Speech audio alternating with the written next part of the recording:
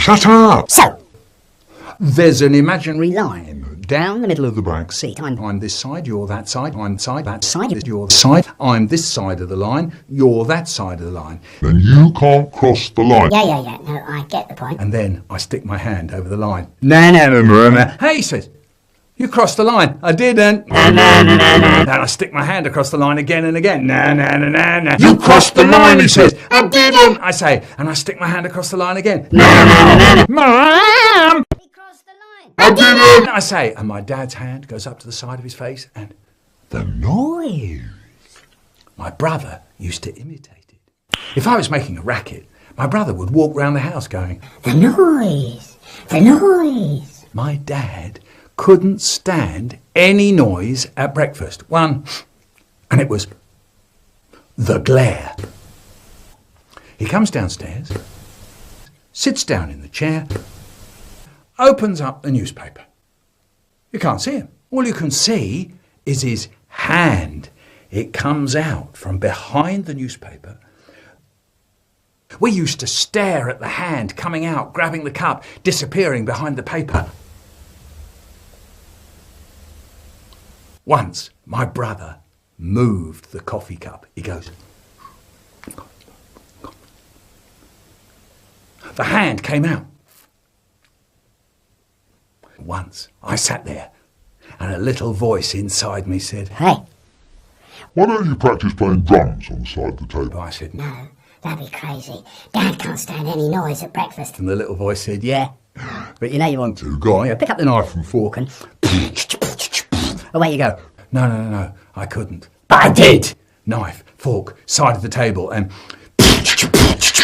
the newspaper came down and my dad's hand went up to the side of his face. He started to say, the noise. But my brother was in there quick with, the noise. And my dad was left there with his hand in midair, still trying to say that.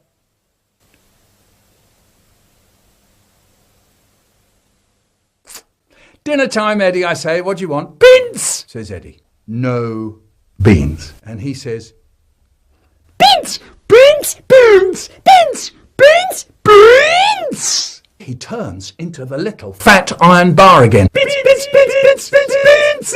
In front of my eyes, he becomes a screaming demon. You're a torturer. You're horrible to babies. They're in pain. The noise of Eddie is getting into their bones. I want to yell my head off too. And I got all these slices. And I can't stand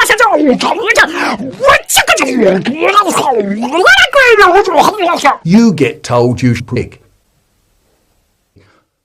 Then the snatch Fugel arrives. Eddie, look who's come to get you. He looks, and he stops howling.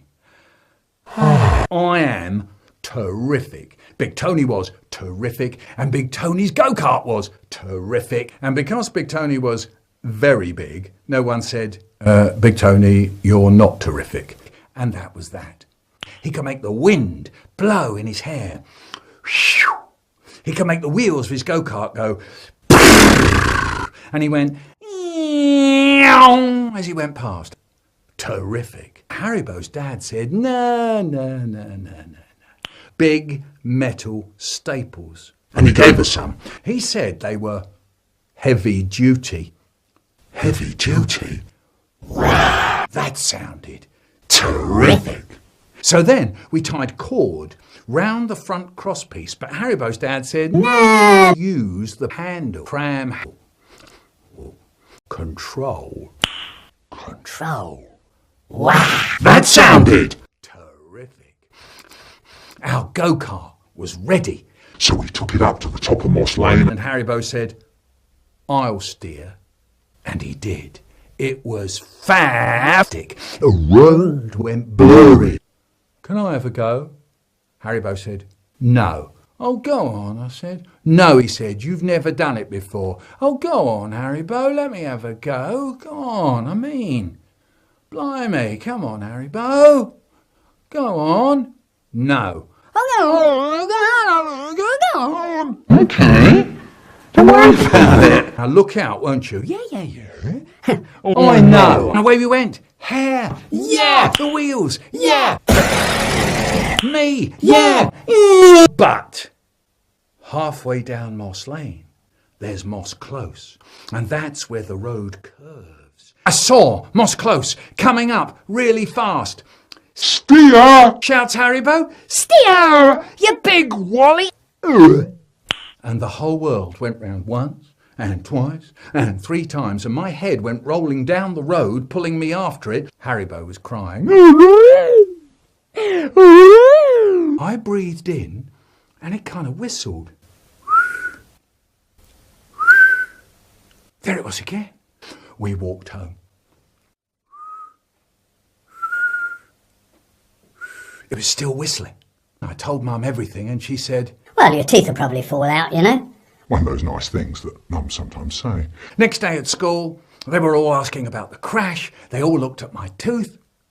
And the tooth. Wow. That sounded terrible. When Haribo got his racer, his brand new racing bike, For Christmas. I didn't ask him for a go on it. No, I didn't, no. No, I didn't. I wonder why.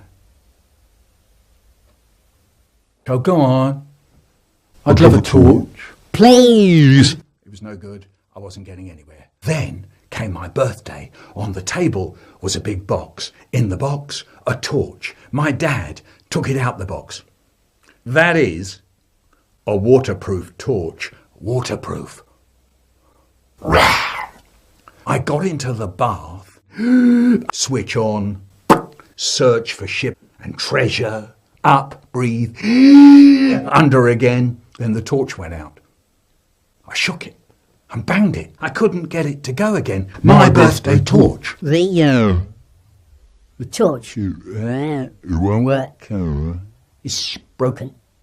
And my dad says, what do you mean? It's broken. It couldn't have just break. How did it broken? I don't know. It just went off. The noise. You must have been doing something with it. It just went off. Just try telling the truth, will you? How did it break? It just went off. Are you mad? Ruined. Completely ruined. For weeks and weeks, he nags a stupid that he wants one of these waterproof Torches, and the first thing he does is wreck it. How long did it last? Connie, how long did it last? 3 minutes? 2 minutes? 2 minutes? 3 minutes? These things cost money, you know. Money. It just went off. We walk into the shop. My dad goes up to the man at the counter and he says, you see this torch? It just went off. It's broken. So the man picks it up. Well, it couldn't have just broken, says the man. How did it break? And my dad says, It just went off. oh, come on, says the man. These torches don't just break down. So I said, well, actually, I was in the kitchen and I got a hard kick on the ankle from my dad. I was in the kitchen and... It just went off. So the man said that he would take it out the back to show Len. He came back a few minutes later and said that Len couldn't get it to work either. It just went off. You'll have to have a new one, he says. I should think so too. Thank you. Outside the shop, my dad says to me, what's the matter with you? Are you crazy? You were going to tell him all about your underwater swimming fandango, weren't you? Blabbermouth. Stand by for the dive bomb. Wow. Did you see that one? We piled up all the cushions in the corner so you could go tunnelling along the wall, round the corner, back to the chair, next to the settee, jugga, jugga, jugga, jugga, jugga, and banging your feet on the floorboards, thutter, thutter, thutter, thutter, thutter.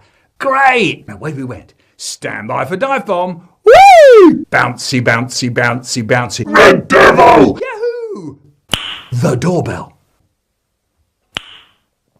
It was the man from downstairs. Is your father in? No, I said. Tell him. It just went off. Yeah, I said. I shall tell your mother and father. It just went off. You'll see. I dashed back to the front room. They looked at me for a long time.